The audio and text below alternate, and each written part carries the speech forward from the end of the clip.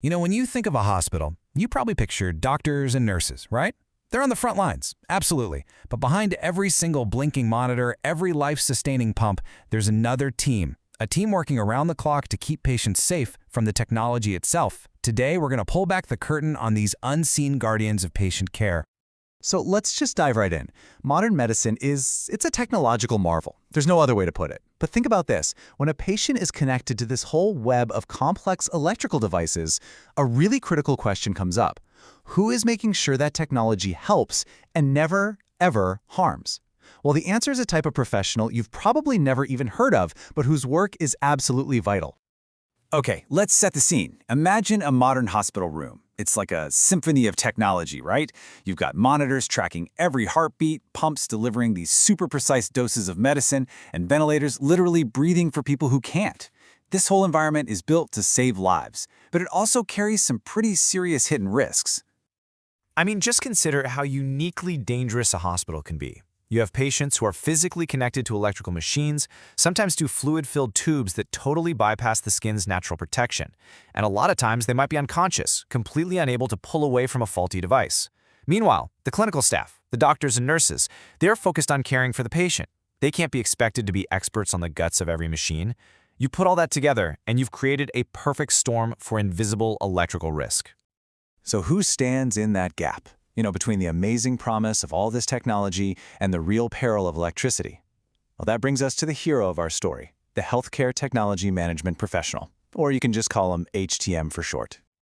So what is HTM? Well, it's this field that perfectly blends deep technical skill with his core mission of patient safety. These pros are a key part of the healthcare team. They're there to make sure every single piece of equipment is not just working, but working safely and effectively every single time. They're really the crucial link between the tech and the patient. Now, while HTM professional is the official title, you'll hear them called all sorts of things in the hospital hallways. BMET, that stands for Biomedical Equipment Technician, that's a really common one. Clinical Engineer is another. Or, more often than not, you'll just hear a nurse say, "Hey, I need to call the biomeds." They are the absolute go-to experts for any and all medical gear. And this is not just some repair job. It's a full-blown career path. Yeah, it starts with that hands-on work, fixing things, calibrating devices. But as they get more experience, they start educating the clinical staff, and eventually they become strategic leaders. We're talking about people who advise hospital executives on multi-million-dollar technology decisions. Their expertise literally scales from the circuit board all the way up to the hospital boardroom. All right, now let's get to the real heart of why their job is so incredibly critical. We've been talking about these invisible risks, but what does that actually mean? Well, it all comes down to the basic properties of electricity and just how vulnerable a hospital patient really is. Let's actually put some numbers on it. We measure electrical current in something called amperes. But when we're talking about the human body, it takes a shockingly small amount to cause catastrophic harm. How small, you ask? Well, let's take a look. At just 1 to 5 milliamps, okay, that's thousandths of an amp, you would just start to feel a little tingle. This is the bare minimum, the absolute threshold of what a person can even perceive. It's tiny. Okay, now increase that just a little bit to over 20 milliamperes, and you hit something called the paralysis current. At this level, your muscles literally can't relax anymore, and that includes the muscles you use to breathe, which can lead to respiratory paralysis and death. And get this, at 80 milliamps, which is still less current than many old household light bulbs use, the heart goes into fibrillation. The muscle just quivers chaotically instead of pumping blood. Without immediate intervention, this is fatal. The bottom line is, incredibly small currents can have absolutely lethal consequences. And this is exactly why the hospital environment is so unique. See, there are two types of shock. There's macro shock, which is what we usually think of, current passing through the skin. Our skin has resistance, it offers some protection.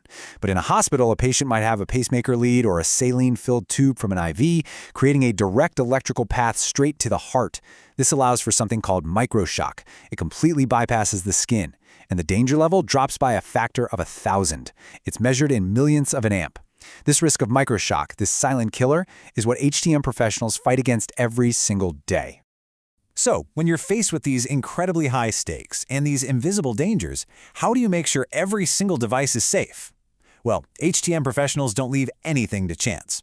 They have a strict, methodical playbook they follow for everything. It all starts the second a new piece of equipment arrives at the hospital, way before it ever gets close to a patient. Every single device goes through this comprehensive incoming inspection. This four-step process basically builds a wall of safety around every patient. First, a visual check. Any cracks? Frayed cords? Then, second, and this is the big one, they use a safety analyzer to measure those tiny little leakage currents we were just talking about, making sure they're way below the danger zone. Third, they hook the device up to simulators that mimic the human body to make sure it performs exactly like it's supposed to. And finally, every single test is documented. The rule in this field is, if you didn't write it down, it didn't happen. And to do all this, you need an incredibly diverse set of skills. Just look at what's on their main certification exam, the CBET. Yeah, a huge part of it is technology function and problem solving. But look at the rest. They have to be experts in safety, in electricity, in healthcare IT, and even anatomy and physiology. I mean, it makes sense. You have to understand how the body works to understand how the technology that supports it should work. So, when you put all of this together, what do you get? You get a profession that is absolutely essential to modern medicine, working just out of sight to make sure the tech that saves lives is always safe and always effective. I think this quote really nails the spirit of the profession. It's not just about being good with gadgets and wires. It's about applying that technical skill with a really deep sense of compassion and responsibility for the patient who's at the other end of that wire. So if there's one thing to take away from all this, it's this. The HTM professional, the biomed, the clinical engineer, whatever you want to call them, they're not just a support person. They are a core member of the patient care team. Their expertise is every bit as vital as the clinicians, making sure that the hospital's high-tech world is a haven of healing, not a source of hazard. So the next time you walk through a hospital and you hear that steady, rhythmic beep of a monitor, maybe you'll think of the person who not only made sure that machine was working, but made absolutely certain that it was safe. The unseen guardian, making sure the technology of care truly does care for every single patient.